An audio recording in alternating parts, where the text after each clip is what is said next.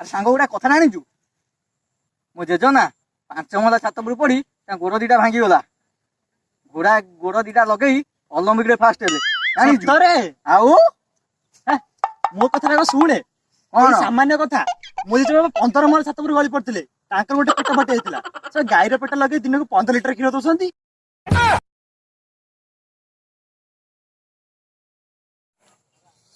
କଣ କରିବି? ରାତିରୁ ଦାଦା ଗାୟବ, କୁଆଡେ ପଳେଇଲେ? ଏତେ ରାତି ହେଲା, ସକାଳ ହେଇଗଲାଣି, କୁଆଡେ ଗଲେ? ଏ ପ୍ରଭୁ, କୋଉଠି ଖୋଜିବି? ଜଙ୍ଗଲ ଭିତରେ ବସିଛନ୍ତି, ସେ କଣ ଗାଈ ଘାସ ଚରିବାକୁ ଯିବେ? ଗାତରେ ପଶିଗଲେ ଏକ ମୂଷା। ଭଗବାନ, କୁଆଡେ ଗଲେ? ଦାଦା, ଦାଦା, କୁଆଡେ ଗଲ? ଦାଦା ନାରୀ ଦେଖାଉଛନ୍ତି।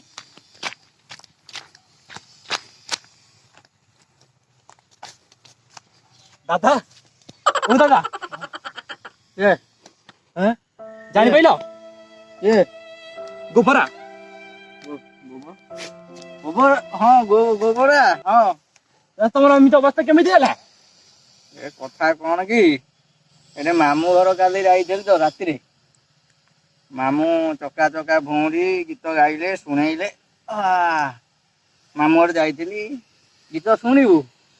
କି କହୁନ, ମୁଁ ଟିକେ ଶୁଣିବି। ହଉ। ଚକା ଚକା ଭଉଁରୀ ମାମୁଁ ଘର ଚଉରୀ, ମାମୁଁ ମତେ ଧଇଲେ,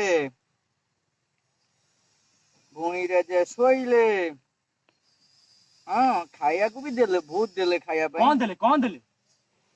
ରସଗୋଲା ଦେଲେ, ପାହାଳ ରସଗୋଲା ଦେଲେ, ଛେନାପୋଡ ଦେଲେ, ସାଲେପୁର ଏଡେ ଏଡେ ରସଗୋଲା ଦେଲେ।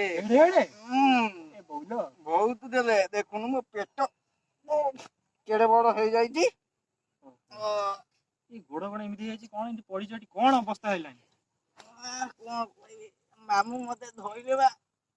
ଚାଲ ଚାଲ, ଘରକୁ ଯିବା, ଚାଲ ଉଠ। ଚପଲ କୁଆଡେ ପଡିଛି?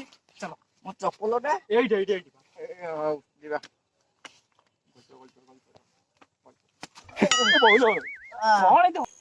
ଦାଦା, ତମର ଏମିତି ଅବସ୍ଥା କେମିତି ହେଲା? ମାମୁଁ ମତେ ଧୋଇଲେ। ମାମୁଁ ମାନେ କୋଉ ମାମୁଁ? ମାମୁଁ ମାନେ ପୋଲିସ ମାମୁଁ।